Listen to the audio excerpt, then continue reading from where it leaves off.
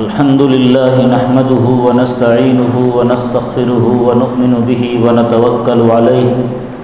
ونعوذ بالله من شرور أنفسنا ومن سيئات أعمالنا من يهده الله فلا مضل له ومن يضلله فلا هادي له ونشهد أن لا إله إلا الله وحده لا شريك له ونشهد أن سيدنا ومولانا محمدا عبده ورسوله اعوذ باللہ من الشیطان الرجیم بسم اللہ الرحمن الرحیم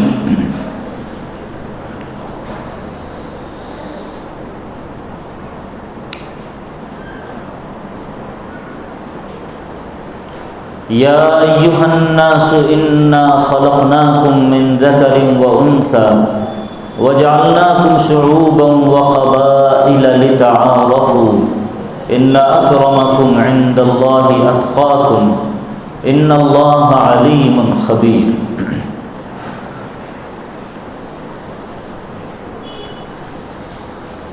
محترم بزرگوں، عزیز دینی اور ایمانی بھائیوں، اللہ تبارک و تعالی کا بے انتہا فضل اور اس کا کرم ہے کہ اللہ نے ہم سب کو امت مسلمہ میں پیدا فرمایا اور جناب محمد عربی صلی اللہ علیہ وسلم کا امتی ہونے کا شرف حاصل ہوا۔ اللہ تبارک و تعالی کے انعامات اور احسانات بے پناہ ہے، ہم انہیں شمار نہیں کر سکتے، ہم انہیں گن نہیں سکتے۔ قرآن پاک میں اللہ تبارک و تعالیٰ ایک جگہ ارشاد فرماتے ہیں وَإِن تَعُدُّوا نِعْمَةَ اللَّهِ لَا تُحْصُوهَا، اللہ کی نعمتوں کو اگر تم گننا چاہو تو گن نہیں سکتے۔ اسی لیے مومن بندہ ہمیشہ ہر پل، ہر لمحہ، ہر گھڑی اللہ کی نعمتوں کو یاد کرتے ہوئے زندگی جیے۔ غور کرے کہ اللہ تبارک و تعالی ہمیں اگر ہاتھ نہیں دیتے تو ہم لولے ہوتے، اپنا کام نہیں کر سکتے۔ اللہ تبارک و تعالی اگر ہمیں پاؤں نہیں دیتے تو ہم لنگڑے ہوتے، پاؤں سے چل نہیں سکتے۔ اللہ تبارک و تعالی ہمیں آنکھیں نہیں دیتا تو پھر ہم اندھے ہوتے، نابینا ہوتے، دیکھ نہیں سکتے۔ اگر اللہ تبارک و تعالی ہمیں دماغ نہیں دیتے، عقل نہیں دیتے، ہم بے عقل ہوتے، بے وقوف ہوتے اور لوگ ہمارا مذاق اڑاتے، تمسخر کرتے، مسخرے کرتے، ہماری بے عزتی کرتے۔ اگر اللہ تبارک و تعالی ہمیں گھر نہیں دیتے تو ہم بے گھر ہوتے،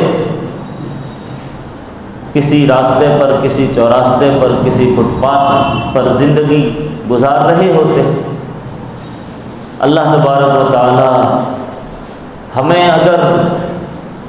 اولاد نہیں دیتے تو ہم لاولد ہوتے۔ بے پناہ نعمتیں اللہ تبارک و تعالی کی ہے، روزانہ اللہ کی بے پناہ نعمتیں ہم کھا رہے ہیں، ان نعمتوں کو استعمال کر رہے ہیں۔ اسی لیے جو نعمتوں کی قدردانی کرتا ہے اللہ تبارک و تعالیٰ اس کی نعمتوں میں اضافہ کرتے ہیں، جو ناقدری کرتا ہے، ناشکری کرتا ہے، اللہ اس کی نعمتوں کو چھین لیتا ہے۔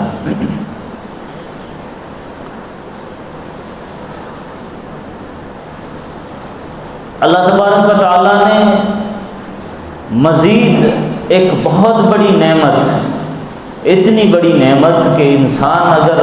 1000 سجدہ شکر بجا لائے تو بھی کم،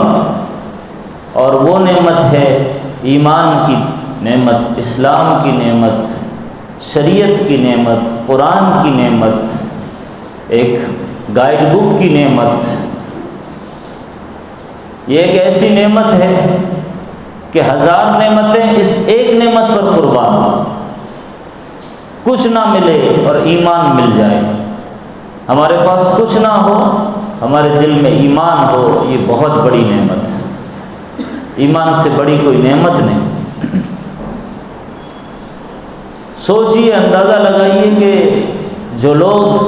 در در کی ٹھوکریں کھاتے ہیں، در در کے پجاری بنتے ہیں، الگ الگ آستانوں پر حاضری دیتے ہیں، الگ الگ جگہ پر جا کر چادریں چڑھاتے ہیں، منتیں کرتے ہیں، سماجت کرتے ہیں، نذرانے چڑھاتے ہیں، کبھی اس آستانے پر تو کبھی اس آستانے پر، کبھی کوئی اور یاترا ہو رہی ہے تو کبھی کسی دوسرے مہینے میں یا دوسرے سال کسی اور جگہ کی یاترا ہو رہی ہے۔ نتیجتاً اللہ کی نظر میں زیرو رزلٹ، اللہ کی نظر میں کوئی حیثیت نہیں۔ کتنے ایسے لوگ ہیں دنیا میں جو خیرات کرتے ہیں، صدقہ کرتے ہیں، لوگوں کو کھلاتے ہیں، غریبوں کو پہناتے ہیں، بیواؤں اور مسکینوں کا خیال رکھتے ہیں، ان کے لیے راشن تقسیم کرتے ہیں، لیکن ایمان نہیں ہے تو آخرت کے اعتبار سے اس کا جو اجر اور جو اس کو رزلٹ ملنے والا ہے وہ زیرو۔ دنیا میں اس کا پھل مل سکتا ہے،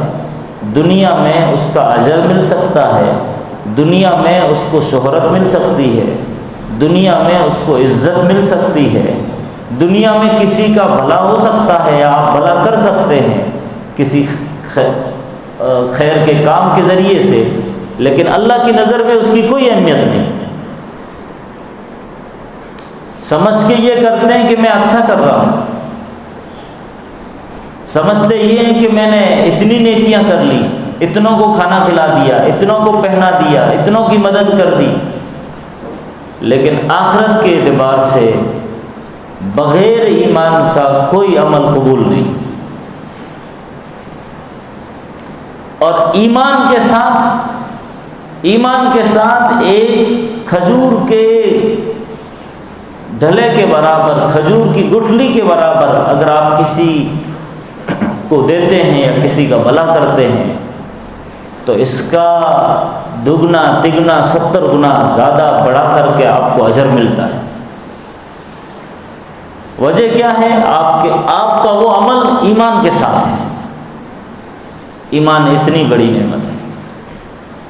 اللہ تبارک و تعالیٰ نے بن مانگے ہمیں ایمان دیا، بن مانگے ہمیں اسلام دیا، بن مانگے ہمیں مسلمانوں کے گھر میں پیدا کیا۔ ہماری اپنی چوائس نہیں تھی، ہم پہلے سے دماغ میں یہ لے کے نہیں بیٹھے ہوئے تھے، لیکن اللہ نے قسمتاً ہمیں پیدا کیا ایک مسلمان کے گھر میں۔ ہم جب جوان ہوئے، جب ہم بچپنا گزارا اور پھر جوانی کی دہلیز پر پہنچے، پھر آج بوڑھے ہو رہے ہیں، تب بھی ایک مسلمان کا گھرانہ۔ ہمارے امی ابا نے ہماری انگلی پکڑ کر کبھی مکتب کا راستہ دکھایا، کبھی مسجد کا راستہ دکھایا، کبھی کسی دینی مجلس اٹینڈ کروائی۔ شروع سے ایک ایسا ماحول بنایا گیا کہ جس سے ہم کو لگا کہ ہاں یہ وہ دولت، یہ وہ اسلام، یہ وہ ایمان ہے جس کو بچانا ہے، اور اس کے بغیر اللہ کے یہاں کوئی عمل قبول نہیں۔ یہ اتنی بڑی نعمت ہے کہ انسان اس کے لیے جتنی جد و جہد کرے، جتنی قربانیاں دے، ایمان بچانے کی خاطر اگر اس کا مال چلا جائے تو سستا سودا، ایمان بچانے کی خاطر اس کی جان چلی جائے تو بھی سستا سودا، ایمان بچانے کی خاطر اس کی فیملی قربان تب بھی سستا سودا۔ یہی تو دکھایا آپ کو اس حج کے مہینے میں حضرت ابراہیم نے، حضرت ہاجرہ نے اور حضرت اسماعیل علیہ السلام، اس پوری فیملی نے ہر ایک کو یہ بتایا، اس بوڑھے باپ نے، اس مرد مجاہد نے، ابراہیم خلیل اللہ نے لوگوں کے لیے ایک نمونہ چھوڑا کہ زندگی ایسے جینا ہے، اور اسماعیل اس نوجوان نے نوجوانوں کے لیے ایک نمونہ چھوڑا،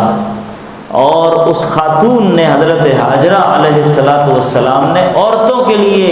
ایک نمونہ چھوڑا، مردوں کے لیے، نوجوانوں کے لیے، عورتوں کے لیے، یعنی ایک خاندان میں یا تو نوجوان ہے یا پھر مرد ہے یا پھر عورت ہے، بچوں پر تو دین لاگو نہیں ہے، بچوں پر تو شریعت فرض نہیں ہے، یہ 3 لوگوں پر شریعت فرض ہے، مرد پر، عورت پر، نوجوان پر۔ تو حضرت ابراہیم علیہ السلام اس کی پوری فیملی نے یہ کر دکھلایا کہ دیکھو ایمان بچانے کے لیے تمہیں وطن چھوڑنا پڑے تو قربانی دے دو، تمہیں آگ میں ڈالا جائے تب بھی قربانی دے دو، تمہیں گھر بار چھوڑنا پڑے تب بھی قربانی دے دو، ابا کو چھوڑنا پڑے تب بھی قربانی دے دو۔ یہ سستا سودا ہے، یہ وہ عمل ہے جو ہمیں ایمان پر کیسی محنت کرنی ہے یا اپنے ایمان کو کتنا عظیم سمجھنا ہے۔ ایک پل کے لیے بھی، ایک لمحے کے لیے بھی، ایک گھڑی کے لیے بھی آپ کے دماغ میں یہ اگر کوشچن مارک آتا ہے کہ میں فلاں خاندان میں ہوتا، فلاں کمیونٹی میں ہوتا، میں یہودی ہوتا، میں عیسائی ہوتا، میں ہندو دھرم میں پیدا ہوتا، تو وہاں وہ آزادی، وہاں وہ آزادی، وہاں وہ آزادی ایک پل کے لیے بھی آتا ہے، تو پھر آپ کے ایمان کا کوئی مطلب نہیں، پھر آپ کی زندگی خطرے میں ہے۔ ایمان سب سے بڑی نعمت، ہمیں گرو ہونا چاہیے، ہمیں فخر ہونا چاہیے، ہمیں اس بات کے لیے ہمیشہ خوش رہنا چاہیے کہ اللہ نے ہمیں ایمان والے گھر میں پیدا کیا۔ آپ کی جسم سے نکلنے والا یا آپ کے باڈی سے ادا ہونے والا کوئی بھی ایمانی عمل، کوئی بھی اسلامی عمل، کوئی بھی شریعت کا عمل، وہ داڑھی کی شکل میں ہو، وہ ٹوپی کی شکل میں ہو، وہ کرتے پاجامے کی شکل میں ہو، یا وہ کسی بھی شکل میں ہو، کوئی بھی نیک کام، کوئی بھی اسلامی عمل آپ کے جسم سے اگر ادا ہوتا ہے، ایک پل کے لیے بھی مت شرمانا، ایک پل کے لیے بھی شش و پنج میں مبتلا مت ہونا، ایک لمحے کے لیے بھی آگے پیچھے مت ہونا کہ یہ کیسے کروں، لوگ سمجھیں، لوگ دیکھیں گے تو کیا بولیں گے۔ آپ کا وہ کوئی غیر مسلم دوست ہو، وہ یہودی دوست ہو، وہ عیسائی دوست ہو یا کوئی ہندو دوست ہو، آپ اپنی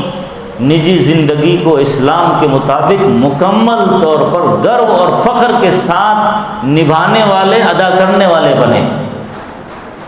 جب سے مسلمانوں نے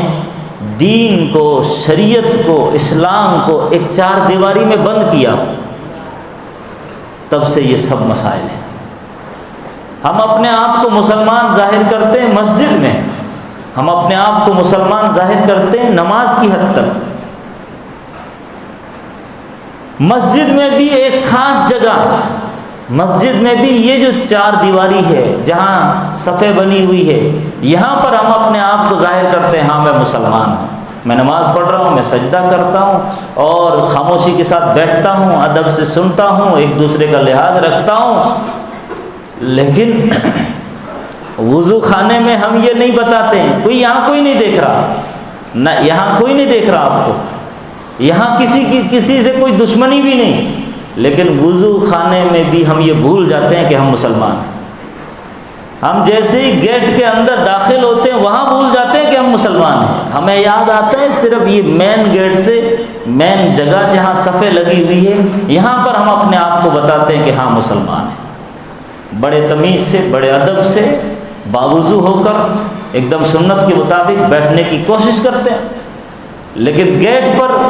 جب نکلتے ہیں، جب داخل ہوتے ہیں، تو ہم ایک لمحے کے لیے بھی ہمیں یاد نہیں رہتا کہ میں مسلمان ہوں۔ وہ بتاتا ہے آپ کے جوتے رکھنے کا طریقہ، وہ بتاتا ہے آپ کے جوتے اٹھا کر کس طرح آپ رکھ رہے ہیں، کس طرح آپ پہن رہے ہیں، کس طرح آپ نکل رہے ہیں، آپ کو کوئی پرواہ نہیں ہے۔ آپ کے اگر پھٹے پرانے جوتے ہیں، آپ غریب ہیں، کوئی بات نہیں، آپ سادھارن جوتے پہنتے ہیں، کسی کا پالش کیا ہوا جوتا ہے، کسی کا آفس والا جوتا ہے، آپ اس کے اوپر پیر رکھ کر کے جاتے ہیں، آپ کو ذرا بھی دماغ میں یہ نہیں آتا کہ اس کے جوتے خراب ہو رہے ہیں۔ وہاں ہمیں یاد نہیں رہتا کہ میں مسلمان ہوں، وہاں یاد نہیں رہتا آپ نے ایک کے جوتے ایک کا ادھر پھینک دیا دوسرے کو ادھر پھینک دیا، آپ کو یاد نہیں رہتا کہ ہم مسلمان ہیں۔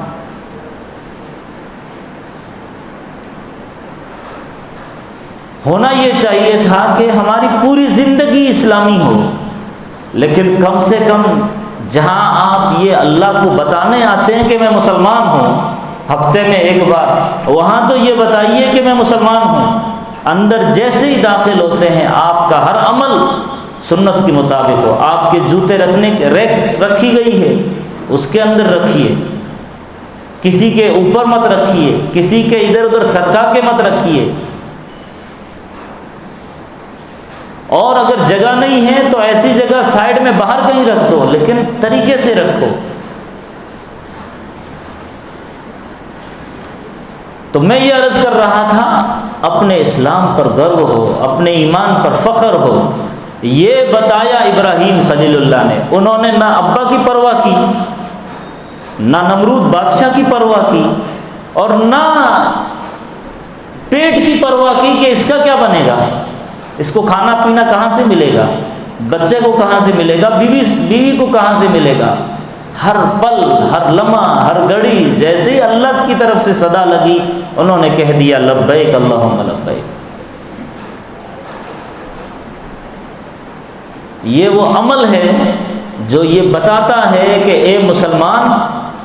تیرے لیے ابراہیم خلیل اللہ کی زندگی ایک سبق دے رہی ہے، تو ہر پل یاد رکھ کے میرا ایمان، میرا اسلام، میری شریعت، میرے دل کے اندر جو ایمان ہے اس کا کیا لیول ہے، اس کی کیا سطح ہے۔ ہمارے ایمان کی سطح یہ ہے کہ ہمارا ایمان بیوی بچوں کے سامنے ڈگمگا جاتا ہے۔ ہمارا ایمان کا لیول یہ ہے کہ دوستوں کے مجلس میں جب ہم بیٹھتے ہیں تب ہمارا ایمان ہمیں یاد نہیں رہتا۔ ہمارا ایمان کا لیول یہ ہے کہ اگر کوئی پیپر کی ہیڈ لائن دیکھی جس سے مسلمانوں پر ٹارچر ہوتا ہے تو ہم ڈر جاتے ہیں، گھبرا جاتے ہیں، پریشان ہو جاتے ہیں کہ اب کیا بنے گا، اب کیا ہوگا۔ اور صحابہ کرام کا عمل، ابراہیم خلیل اللہ کا عمل آپ کو یہ بتائے گا کہ جب حالات آئے تب آپ کا ایمان اور بڑھنا چاہیے، اور مضبوط ہونا چاہیے، اور نکھرنا چاہیے، اور نکھرتا ہے اپنے آپ کو حالات کی بھٹی میں ڈالنے سے۔ یہ وہ پیغام تھا جو اللہ کے نبی علیہ الصلوۃ والسلام میدان عرفات کے اندر خطبہ حجۃ الوداع کے اندر لوگوں کو دے رہے ہیں۔ لوگوں اپنے ایمان کی فکر کرنا، اپنے نماز کی فکر کرنا، اپنے روزوں کی فکر کرنا، اپنی زکوٰۃ کی فکر کرنا، حج کرتے رہنا، میرے بعد آپس میں لڑنا نہیں، ایک دوسرے کی گردن مت مارنا۔ یہ آپ عرفات کے میدان میں اپنے 1.25 لاکھ صحابہ کرام کے مجمع کے سامنے بول رہے ہیں، اور اپنے خطبے میں آپ یہ بتا رہے ہیں کہ لوگوں، کوئی امانت آپ کے پاس رکھے تو امانت کا خیال رکھنا، امانت میں دیانتداری دکھانا، امانت میں خیانت مت کرنا۔ آپ یہ بتا رہے ہیں کہ دیکھو کوئی وعدہ کرے تو اس وعدے کو نبھانا۔ آپ یہ بتا رہے ہیں کہ دیکھو اپنے ماتحت جو غلام نوکر چاکر ہے اس کا خیال رکھنا، ان کو وہ پہنانا جو خود پہنتے ہو، ان کو وہ کھلانا جو خود کھاتے ہو، ان پر بوجھ مت ڈالنا۔ اس زمانے میں غلاموں کا سسٹم تھا، اللہ کے نبی علیہ الصلوۃ والسلام نے وہ ختم کیا، لیکن یہ پیغام ہر اس مالک کے لیے ہے جس کی ماتحتی میں، جس کے آفس میں چند امپلائیز کام کرتے ہیں، ہر اس مینیجر یا ہر اس باس کے لیے ہے جس کے انڈر میں کچھ لوگ کام کرتے ہیں۔ ہر ایک کے لیے یہ پیغام، ہر اس گھر کے مال اونر کے لیے ہیں جس کے گھر میں کوئی بائی یا کوئی کام کرنے آتا ہے، ہر اس انسان کے لیے ہیں، ہر اس کاریگر کے لیے ہیں جس کے ماتحتی میں کچھ لوگ مزدوری کرتے ہیں، کہ ان کی مزدوری ٹائم پہ دی جائے، ان کو اتنا دیا جائے جس کے وہ حقدار ہیں۔ ہر جگہ یہ آپ کا پیغام لاگو ہے۔ آپ نے اس خطبے کے اندر فرماتے ہوئے یہ ارشاد فرمایا کہ دیکھو عورتوں کے معاملے میں اللہ سے ڈرتے رہنا۔ یہ باتیں آپ دیکھیے، حجۃ الوداع کا خطبہ ہے، آپ قرآن پڑھ کے نہیں سنا رہے، آپ حدیثیں پڑھ کے نہیں سنا رہے، آپ نے درس قرآن یا حدیث کا حلقہ ایسا نہیں لگایا ہے کہ ایمانیات کی باتیں سمجھا رہے ہیں، بلکہ آپ کی اکثر تقریر، اس تقریر کا زیادہ تر حصہ 99% حصہ اس تقریر کا ایسا ہے جو لوگوں کے حقوق کے تعلق سے۔ اس کا مطلب یہ ہوا کہ نبی کریم صلی اللہ علیہ وسلم کو اس آخری حج میں زندگی کے چند دن بچے ہیں، آپ کو یہ ڈر کھایا جا رہا تھا کہ میرے بعد یہ امت آپس میں لڑ بھڑے گی، ایک دوسرے کا خون خرابہ کرے گی، ایک دوسرے کو ماریں گے، باپ بیٹے کا خیال نہیں رکھے گا، بیٹا باپ کا خیال نہیں رکھے گا، یہ سب کچھ ہوگا۔ اس لیے آپ حقوق العباد سمجھا رہے ہیں، آپ فرما رہے ہیں فاتقوا اللہ فی النساء، لوگوں عورتوں کے معاملے میں اللہ سے ڈرتے رہنا۔ فإنکم اخذتموہن بأمان اللہ، تم نے ان کو اللہ کا نام لے کر اپنے ماتحت لیا ہے، وہ اللہ کی امانت بن کر تمہارے پاس ہے۔ اگر ان سے غلطیاں ہو جائیں نظر انداز کرنا، یہ سمجھ کر معاف کر دینا۔ نبی کی یہ حدیثیں ہیں، نبی کی یہ حدیثیں آپ کے سامنے ہیں کہ یہ سمجھ کر معاف کر دینا کہ وہ آدم کی بیٹی ہے، اور آدم علیہ السلام اللہ کے نبی تھے، گویا وہ نبی کی بیٹی ہے۔ آپ کو جب یہ خیال آئے کہ فلاں میرے سسر بڑا خطرناک ہے، اس کی بیٹی ہے، اور اس سے ذرا دشمنی اندر دل میں انگڑائی لینے لگے، تب یہ سمجھنا کہ یہ پیچھے کڑی میں ایک نبی گزرے ہیں حضرت آدم علیہ السلام، اس کی بیٹی ہے۔ نبی نے یہ فرمایا کہ لوگوں، میں اپنی بیوی کے سامنے شریف بن کر، بھولا بھالا بن کر زندگی جینا چاہتا ہوں، کمینہ بن کر زندگی نہیں جینا چاہتا۔ یہ حدیث کے الفاظ ہیں، انی ارید ان اکون شریفا انی لا ارید ان اکون لئیما، میں کمینہ بن کر نہیں رہنا چاہتا، میں شریف، سیدھا سادہ، بھولا بھالا بن کر زندگی گزارنا چاہتا ہوں اپنی بیوی کے ساتھ۔ نبی نے یہ بتایا کہ تم میں سب سے بہتر وہ ہے جو اپنی بیوی کے ساتھ اچھا ہو، اور میں تم سب میں اپنی بیویوں کے ساتھ سب سے اچھا ہوں، میں سب سے اچھا ہوں۔ اگر وہ بیوی ہے تو اس کے یہ حقوق، اگر وہ ماں ہے تو اس کے یہ حقوق، اگر وہ بیٹی ہے تو اس کے یہ حقوق، اگر وہ بہن ہے تو اس کے یہ حقوق۔ آپ نے حقوق سمجھائے، ایک بات میں ایک جامع بات آپ نے ارشاد فرمائی۔ آپ کو گویا اندازہ تھا کہ آنے والی پیڑھی، آنے والی نوجوان نسل، وہ ڈاکٹر بنیں گے، وہ انجینئر بنیں گے، وہ پروفیسر بنیں گے، وہ بڑے بڑے فلاسفر بنیں گے، وہ بڑے بڑے تھنکرز بنیں گے۔ جب وہ اتنے بڑے عہدے پر پہنچیں گے تو ان کا دماغ اتنا چڑھا ہوا ہوگا اور اس میں کچھ نہیں سمجھ میں آئے گا، یہ اپنے کتے کا تو زیادہ خیال رکھیں گے، اپنی ماں کا خیال نہیں رکھیں گے۔ اپنے کتے کا پخانہ پیشاب دھوئیں گے، صبح سویرے اٹھ کر کچھا پہنا ہے، رسی ڈالی ہے اور اس کو لے کے جا رہے ہیں، سسو کرا رہے ہیں، اس کو 2 نمبر کروا رہے ہیں، رستے کے کنارے ایسی جگہ پر بٹھا رہے ہیں جہاں گندگی نہ ہو، بڑا خیال رکھتا ہے۔ لیکن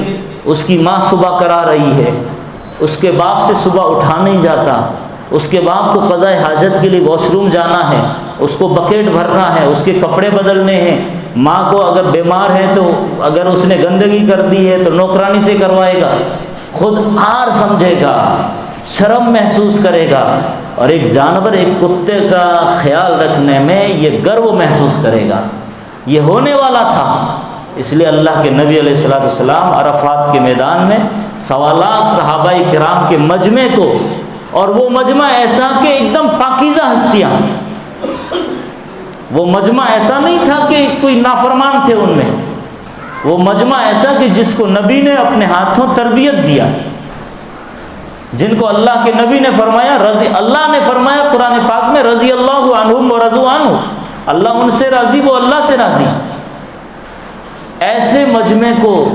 گویا ان میں وہ خرابیاں نہیں تھی، ان کے ذریعے سے ان کو جو اب مبلغ، اب ان کو جو داعی بنا کر دنیا کے خطے خطے میں پھیلایا جانا ہے، اور ان کے ذریعے سے جو لوگوں میں پیغام عام کرنا ہے، ان تک یہ پیغام پہنچانا تھا۔ اور آگے آپ فرما رہے ہیں لوگوں یہ جو باتیں میں بتا رہا ہوں یہ دوسروں کو پہنچا دینا، ہو سکتا ہے کہ یہ باتیں ان کو زیادہ کام دے، تم سے زیادہ ان کو کام دے۔ یہ باتیں آپ خطبہ حجۃ الوداع میں فرما رہے ہیں، فاتقوا اللہ فی النساء فإنکم اخذتموہن بأمان اللہ۔ اس کا مطلب یہ ہوا کہ عورتوں کی بھی ایک بڑی ذمہ داری ہے۔ گھر ایک اسکول ہے، گھر ایک مدرسہ ہے، گھر ایک مکتب ہے، گھر ایک ماں کی گود ایک تربیت کرنے کا ایک وہ گوشہ، ایک کونا ہے جہاں بچوں کی تربیت ہوتی۔ لیکن یہاں الٹا ہوا، جب تربیت دینے کا نمبر آیا یا وہ عمر آئی تو آپ نے پورا دن آپ نے اسکول کے حوالے کیا، اسکول سے چھٹی ہوئی ٹیوشن کے حوالے کیا، ٹیوشن سے چھٹی ہوئی اسپورٹ والوں کے حوالے کیا، کبھی سوئمنگ پول والوں کے حوالے کیا۔ نہ باپ کو فرصت ہے نہ ماں کو فرصت ہے کہ بچے کے پاس 1-2 گھنٹہ روزانہ گزارے۔ تب اب آپ بتائیے کہ نبی کریم صلی اللہ علیہ وسلم جو بات سمجھانا چاہ رہے ہیں کہ جب ایسا الٹا ہوگا تب گھر ویران ہوں گے، گھر برباد ہوں گے، گھر آباد نہیں ہوں گے، عورتیں گھروں سے نکل جائیں گی، بچے گھروں سے نکل جائیں گے۔ گھر جو ایک مکتب بننا تھا، ایک مدرسہ بننا تھا، وہ جب عمل نہیں ہوگا تو ظاہر ہے گھر آباد ہوں گے، برباد ہوں گے، گھر ویران ہوں گے۔ اور جب یہ عمل ہوتا تھا تو اب آپ دیکھیے جتنی بھی حدیث کی کتابیں لکھنے والے ہیں ان کو ٹرینڈ کیا ان کی ماؤں نے۔ آپ امام بخاری کو دیکھ لیں، امام مسلم کو دیکھ لیں، امام نسائی کو دیکھ لیں، امام ترمذی کو دیکھ لیں، امام ابن ماجہ کو دیکھ لیں، امام ابن نسائی کو دیکھ لیں، یا ہندوستان کے خواجہ معین الدین چشتی اجمیری کو دیکھ لیں، خواجہ بختیار کاکی کو دیکھ لیں، خواجہ نظام الدین اولیاء کو دیکھ لیں۔ جب ماں خود مدرسہ لگاتی تھی تو پھر یہ حال تھا۔ اور آج بھی جو اس مجمع میں یا گھروں میں اپنے خاندان میں کچھ لوگ بنے سنورے سلجھے ایماندار دیانتدار شرافت والے دکھائی دیتے ہیں، ان کے پیچھے بھی ان کی ماؤں کا عمل ہے۔ تو ماں ایک عورت اتنی عظیم ہستی ہے، اس لیے نبی کریم صلی اللہ علیہ وسلم فرما رہے ہیں لوگوں عورتوں کے معاملے میں اللہ سے ڈرتے رہنا، ان کا خیال رکھنا، ان کے حقوق کا خیال رکھنا۔ اللہ سے دعا کریں اللہ مجھے آپ سب کو عمل کرنے کی توفیق عطا فرمائے۔ وآخر دعوانا الحمدللہ۔